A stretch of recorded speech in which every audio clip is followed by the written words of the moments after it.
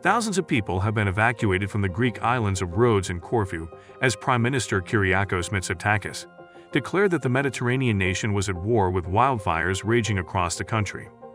On the resort island of Rhodes, one of Greece's leading holiday destinations, the flames remained out of control for a seventh day, forcing hundreds of people to flee their homes and hotels, according to a fire brigade spokesperson. The latest evacuations were ordered after 19,000 people, mostly tourists, were moved in buses and boats over the weekend out of the path of the fire that reached several coastal areas from nearby mountains. Saudi Arabian soccer club Al Hilal has submitted a world record bid of over $332 million for Paris Saint Germain, PSG, striker Kylian Mbappé, according to multiple reports on Monday. The 24-year-old has been left out of PSG's squad for its preseason tour of Japan, with the club having issued him an ultimatum to sign a new contract or be sold. According to multiple reports in June, Mbappé informed PSG that he will not be exercising his third-year option in his contract, leaving the club with a decision to make: sell their star player this summer or let him walk for free in 2024.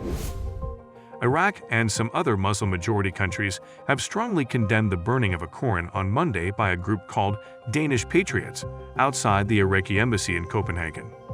The far-right group live-streamed a similar act on Facebook on Friday. Nearly 1,000 demonstrators in Baghdad tried to reach the Danish embassy after that incident. Last week, crowds set fire to Sweden's embassy in Baghdad after the planned burning of a Koran in Stockholm.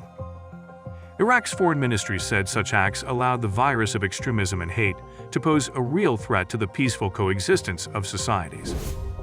Israeli police clashed with crowds of protesters at night after parliament adopted a highly controversial law to limit the Supreme Court's powers.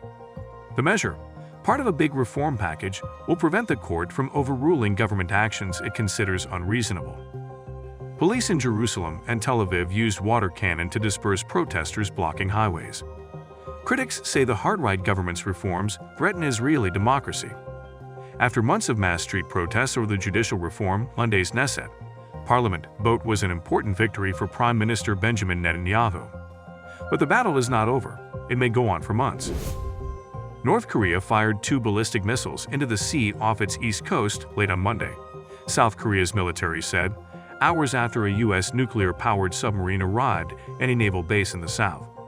Japan's defense ministry also reported the launch of what it said were 2 ballistic missiles by North Korea, both of which fell outside its exclusive economic zone.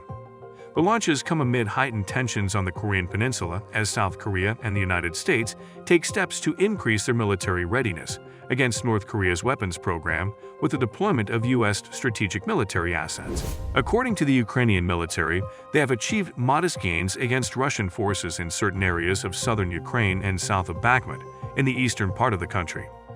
However, the progress has been slower than initially anticipated, largely due to the Ukrainian forces' efforts to avoid heavy casualties, given the presence of well-fortified Russian defensive positions filled with landmines.